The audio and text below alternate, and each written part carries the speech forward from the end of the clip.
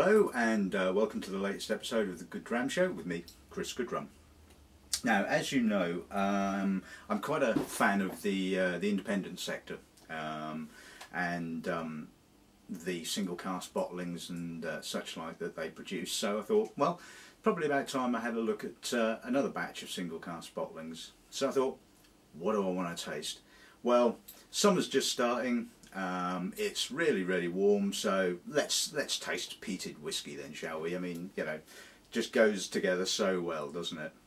So it's Laphroaig, and I've got 4 bottlings of Laphroaig to taste this evening. But before we start, I'll obviously give you a little bit of information about the distillery. The distillery was actually constructed in about 1810, but didn't start production until about sort of 5 years later. It's currently gone through sort of like a couple of ownership companies, and is currently owned by Brown-Forman in the States. So it's been well looked after over the years. It's the largest selling Islay malt. Shifts, you know, somewhere in the region of over 2 million bottles a year, and you know, has a huge fan base. I mean, people love the peated malts. I mean, it's probably a toss-up between Laphroaig and Ardbeg for which has the most, should we say, committed fans of the distillery, should we say. So, peated malts. What do we mean by peated malts? Well, obviously there's a number of you that know what this is, but for those of you that don't, when the barley is germinated, it obviously starts turning the carbohydrate into sugar. Now it gets to a certain point, obviously, and that process needs to be stopped. So it's heated in a kiln. Now on Islay the most predominant fuel source is obviously peat, and Laphroaig has their barley dried for about 18 hours over peat, with a further 15 hours over hot air. Their barley is peated at the Port Ellen maltings on Islay, and it results in about 50–55% parts per million, which when eventually it is distilled will drop to around about the 25 parts per million. Why does it drop off? Well, when the barley is malted, obviously the peat smoke sticks to the outside of the barley, to the husk, and when the barley is milled and turned into grist, obviously a lot of the husk, well, most of the husk is discarded, and hence that's why you lose such a large proportion of the parts per million with regards to peat between the actual peating process itself and the end product.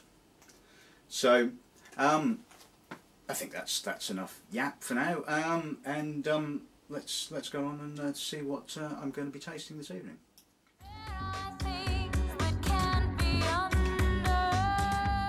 Right, as I said, let's look at the independent bottlings of Laphroaig. Now, Laphroaig is one of the few distilleries which you can say is amazingly consistent in its output. You see Laphroaig on a label, you know what you're going to get basically at the end of the day. You're going to get a good quality spirit. So it's not like you're sort of looking at a bottle thinking, well, I know that distillery, I've tasted some of that before.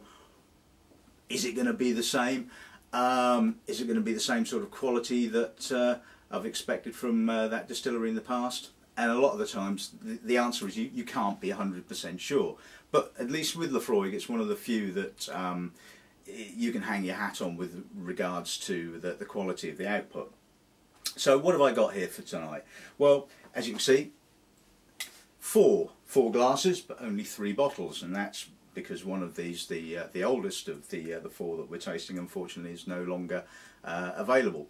This is again one of the things with the independent sector, primarily bottling single casks, depending upon the age, you're going to get anywhere between, I don't know, sort of 80, 90 bottles up to sort of 300-400 maybe. So they kind of come and go with a regularity, which is part of what I like about the whole independent thing. You get a sort of a constant turnover of different bottles, and I get sent lots of samples, so bonus. Right, okay, so what I've got here is a 12-year-old cask strength bottling from Duncan Taylor. It was distilled in 1997, bottled in 2010. There was 197 bottles, and it's bottled at 54.5. Don't deal with Duncan Taylor anymore, so unfortunately this one is not available anymore. These two, obviously, we do have in stock. This is the Old Masters bottling by James MacArthur. Again, 12 years old. Distilled this time in 1998, bottled last year, 2011. From a single barrel, again bottled at 57.2. And here we have two bottlings from Douglas Lang and their Old Malt Cask range. This one is the 15-year-old, distilled in 1996 and bottled last year. Obviously quite a bit came out of that cask. There was 321 bottles of that particular Laphroaig, and this one here at the end on its lonesome is a 21-year-old Laphroaig. Again, as you can see, all bourbon casked. This particular one was distilled in 1990 and bottled in August 2011.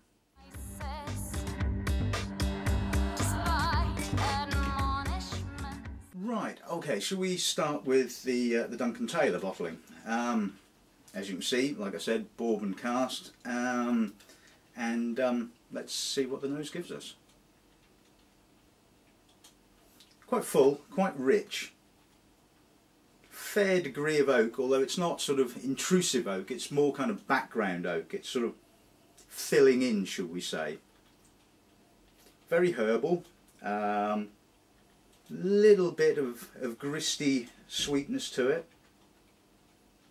Quite delicately peated in actual fact. The peat is more kind of bog myrtle-y, herbally in character, rather than sort of maybe being sort of phenolic and medicinal, as often is the case with Laphroaig. It's got some kind of almost kind of banana-y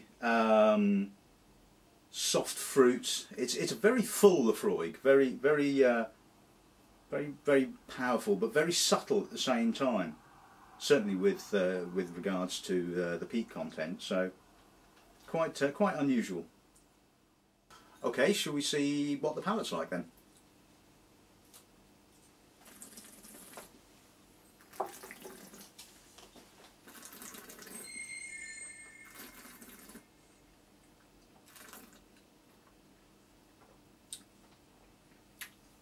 Ooh, dry. Lots of alcohol. A bit smoky to start off with. Getting that sort of peat smoke character. Some barley. Some moist fruit, a reasonable degree of peat, little bit of herbalness, but it's more kind of dry peat smoke. A little bit of tar now, but again it's very full, very juicy, very rich, and really nice. Again, not as medicinal as some of the Laphroaigs that I've tasted in the past, and incidentally, if you'd like to see those tasting notes, they're on my WordPress blog. But that's a lovely cask strength Laphroaig. Gentle, but got some power to it. That's really nice. I like that. Right. Okay. Shall we stick a little drop of water with it and see if that brings out anything different. As you know, an awful lot of cask strength whiskies, because of the powerfulness of the alcohol on the palate especially, sometimes bring out other characteristics with a little drop of water. So let's see what happens with this. It's got a bit crisper, more sort of Sauvignon-like in character, sort of crisp and grassy now. Again, there's that little bit of sort of sugary sweetness, but the peat seems to have almost disappeared entirely. In actual fact, I mean, it wasn't hugely peaty to start off with, but as is often the case when you add water to peated malts, it does sometimes kind of cause the peat to vanish a bit. But still a lovely dram. Quite sweet now, getting a lot sweeter, getting a bit sugary now. So let's see what the palate gives us now.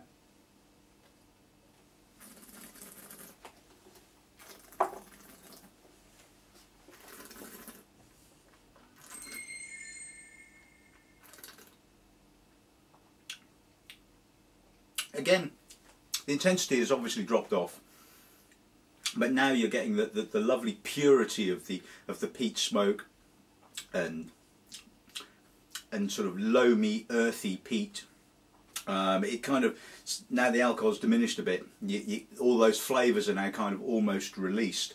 Again, it's quite delicate, quite elegant. It's not a peat monster. Certainly, I wouldn't call it a peat monster. The fruit has kind of maybe dropped off a little bit, but it lingers. It certainly lingers, and now all the emphasis, the focus, is all on the that sort of wonderful dry, smoky peat. That is lovely. Right, okay, on to the second of the 12-year-olds in our tasting, the Old Masters bottling. Let's see what this has in store for us. Now that's a lot more youthful, a lot more linear, a lot cleaner, little bit of sort of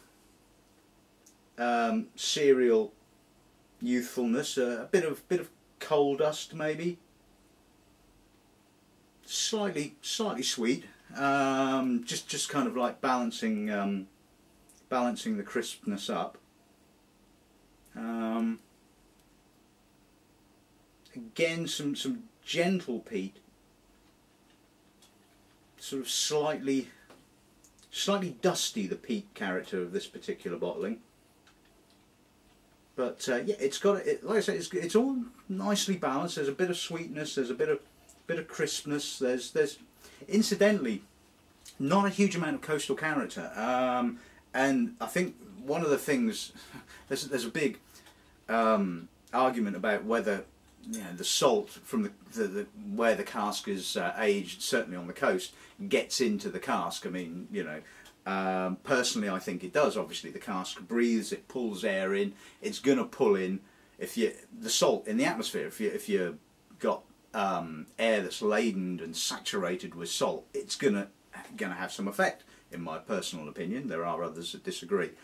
So it's often the case when you taste and smell coastal malts, certainly independent bottlings of coastal malts, and you think, well, there's no real salt there. You kind of get the impression that it's probably spent a lot of its life maturing on the mainland, and hence that coastal element sort of like, you know, almost sort of disappears. And certainly in these two cases, there's not a huge amount of coastal character, it has to be said. It's getting quite perfumed now, in actual fact, and I think it's the sort of gristy. Not so much gristy, but the sort of slightly oily cereal character that's dominating this. Right, okay, let's see what it gives us on the palate.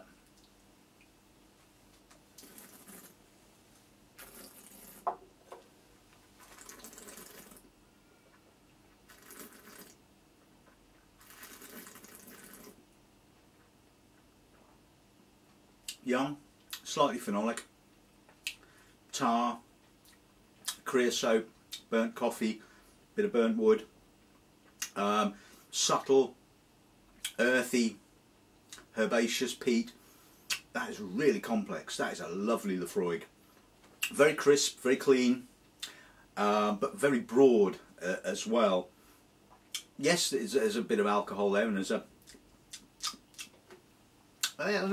ever so slightly bitter character from the wood, but that is giving some sort of coffee-like character. But that's very, very long. There's a little bit of sweetness now right on the finish, which is sort of balancing. But that's very crisp, really clean, really nice. Yeah, again, not exactly what you'd call a peat monster, but there is, you know, a pleasant degree of peat to that particular bottling. Slightly oily now. You know, I can feel some oils on my lips. Yeah, I like that. That's good. That's very, very enjoyable.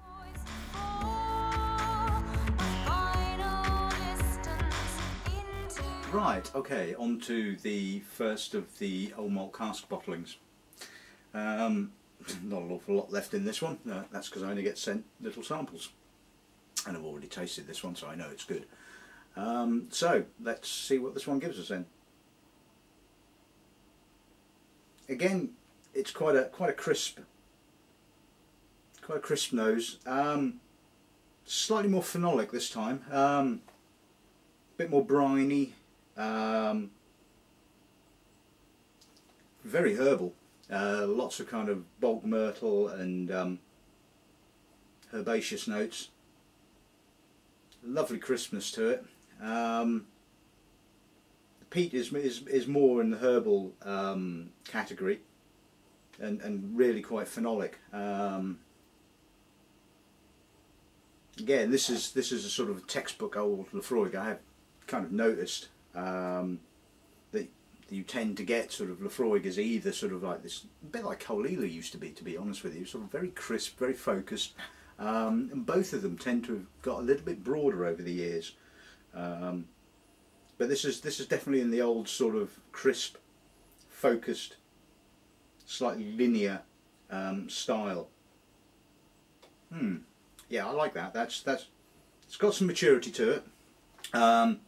Again, you don't tend to get sort of with Laphroaig sort of overt sort of oak notes. It tends to sort of just be there, roughly at the edges, sort of supporting, or maybe just being swamped by the other character of the malt. But a little bit of floral note now. White flowers. Lovely complexity. And just a little balancing sweetness. Very poised. Very nice. Okay, shall we see what the palate gives us then?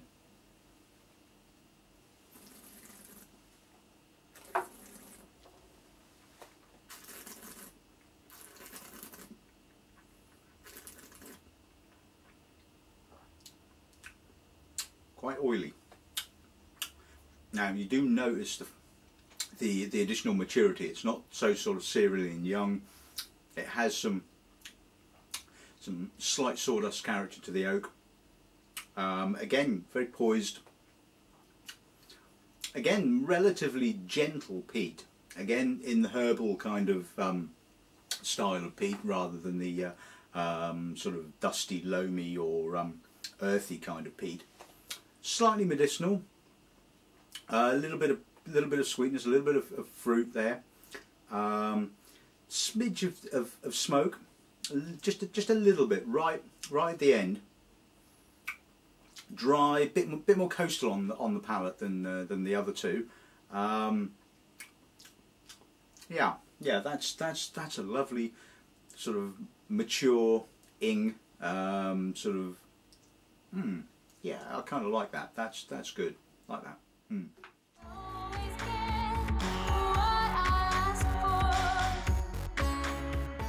Right, and finally the 21-year-old. Now,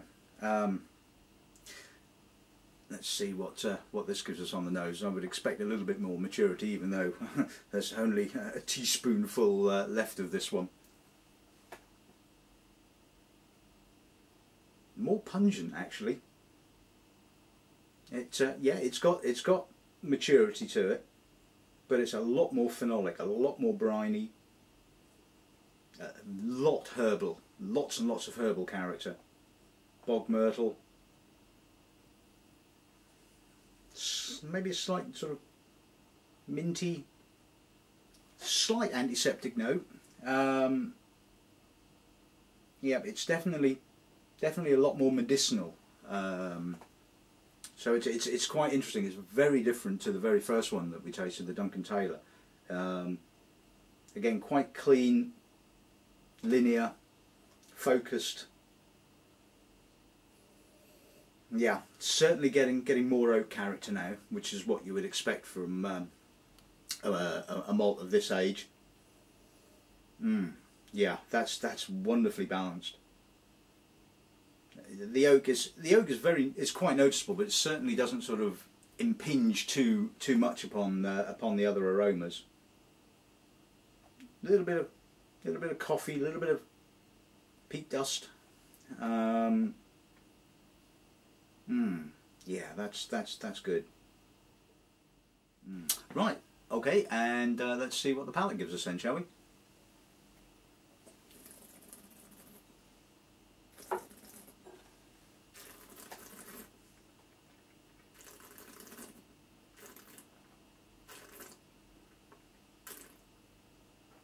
Oh, that's good. Oh, so smooth. Real complexity of flavours there. You're getting a little bit of sort of fruit character, some mature oak, slightly spicy note now to the peat. Again, quite gentle peat. Not quite so herbal. There's a little bit more of the sort of the earthiness and the smoke coming in. Quite floral. Some white flowers. The length is actually stunning. I mean, if you bought a bottle of this, then hats off to you. Unfortunately, for those of you that didn't, there ain't any more of it, and it wasn't cheap. But we'll get onto that in a minute. Quite salty, very dry, very drying finish now. Certainly, the salt sort of like sits on the edge of the tongue. But wonderfully complex. I just wish I had a little bit more of it than what I did have. Yeah, that's good. Has to be said. Like I said, you know, very consistent is Laphroaig.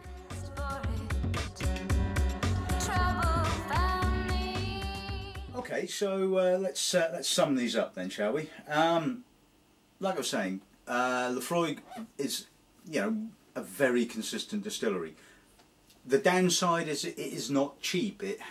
Because it has a name and it is people want to buy it. It's kind of pushed the prices up. You're looking at sort of for your 12-year-olds,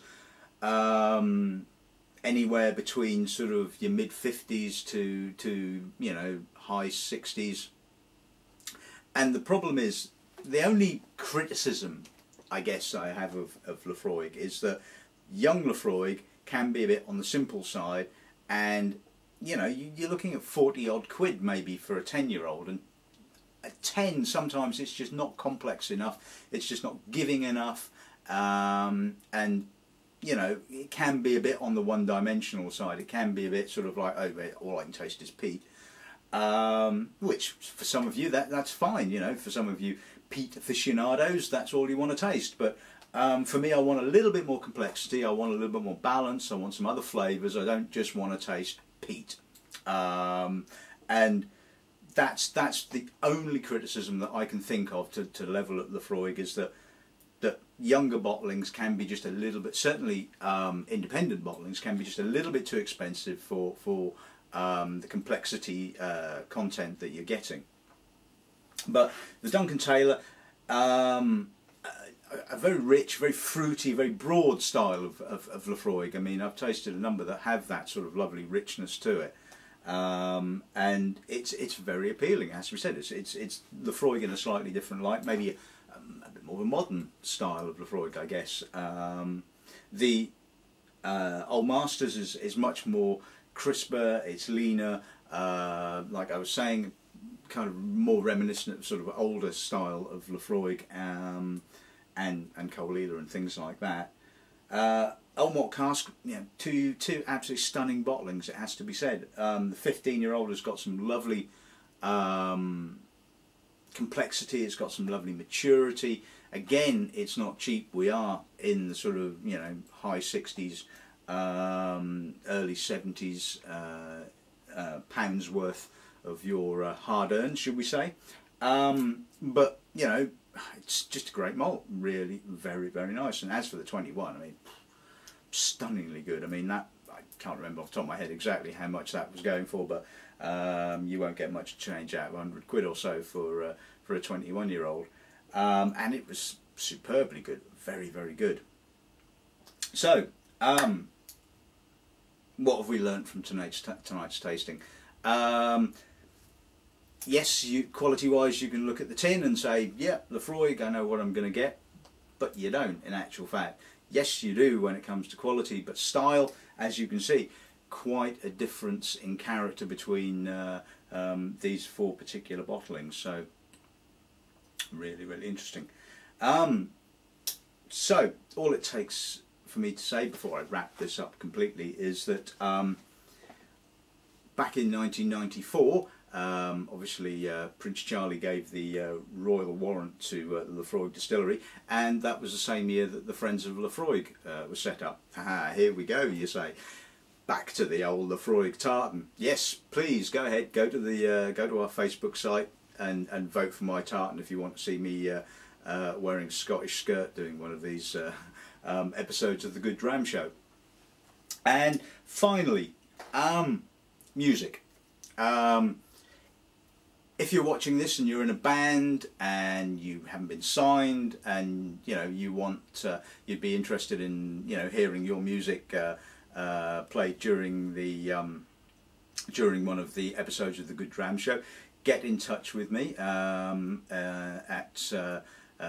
the website www.gauntleys.com, where incidentally you can at least purchase a couple of these bottles that we've tasted tonight.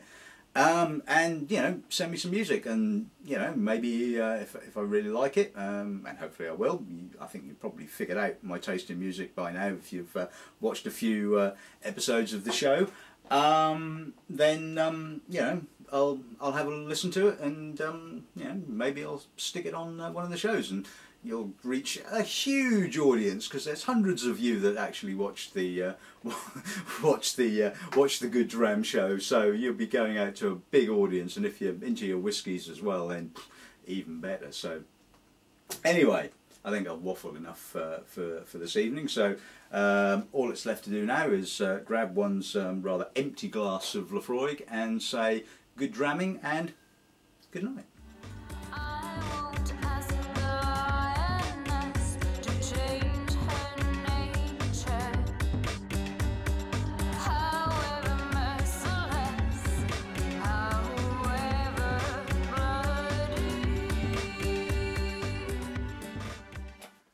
To get that text, aren't I?